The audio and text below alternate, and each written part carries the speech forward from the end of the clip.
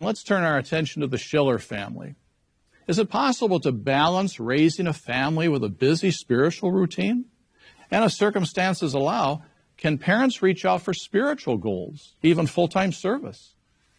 Let's listen to their answers to those questions.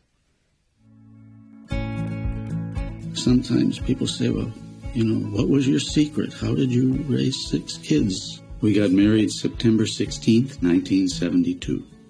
2 things started coming quickly. Spiritual privileges came along, and the children came along together.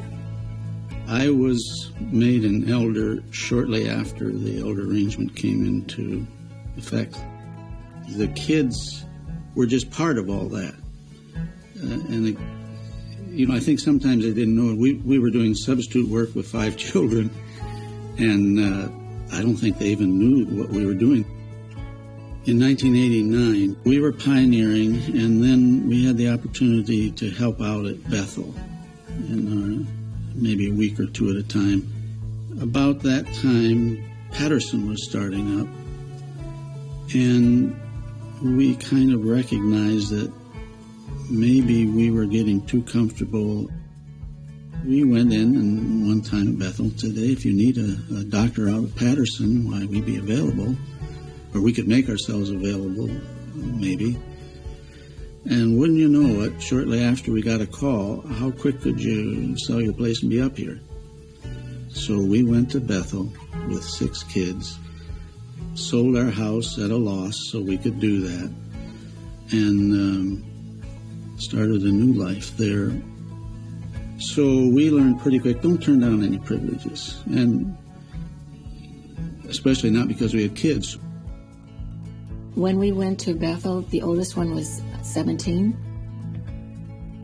Having children kept my husband and I very humble, because as soon as you thought you had something figured out, each child need to be disciplined in a different way. And as soon as you thought, boy, I got this figured out, you're thrown a curve. A challenge was to keep doing the basic things. You come home tired. It would be so easy not to have the family study maybe one Monday. It's those basic, simple things that I think kept us on an even keel. I often think of the illustration that Jesus gave at the end of the Sermon on the Mount when he said that about this foundation that was washed away. And Jesus never blamed the storm.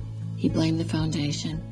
And so we recognize that any child anywhere, in fact even adults, get their faith tested.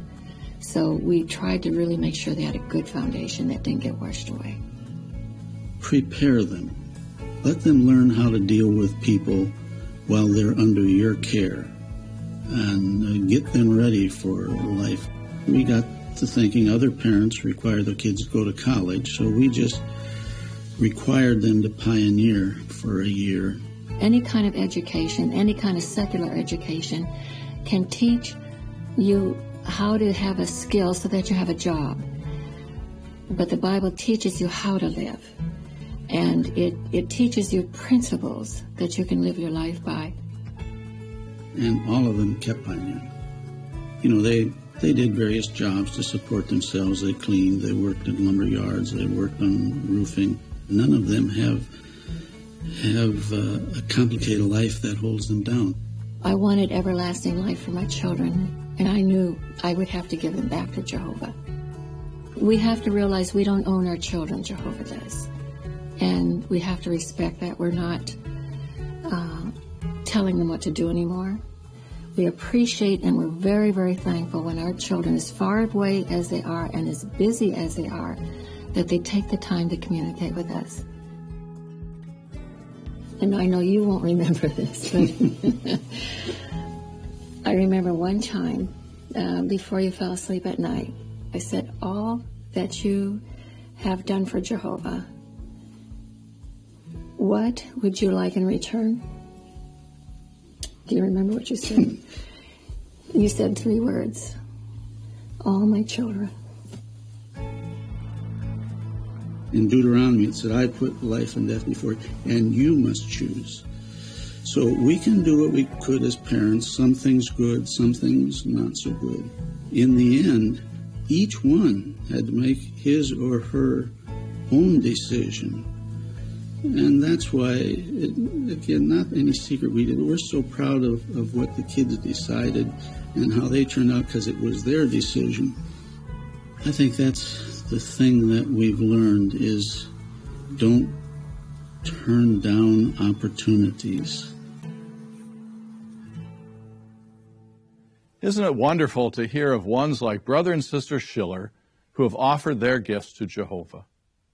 Brother Schiller said that it was doing the basic things that kept his family focused spiritually. So when opportunities came along, he was able to do more. That included pioneering, substitute circuit work, and using the medical training he had already acquired to volunteer at the Patterson Educational Center. Proverbs 10:22 says, "It is the blessing of Jehovah that makes one rich, and he adds no hardship with it." That certainly has proved true for Brother Schiller and his family.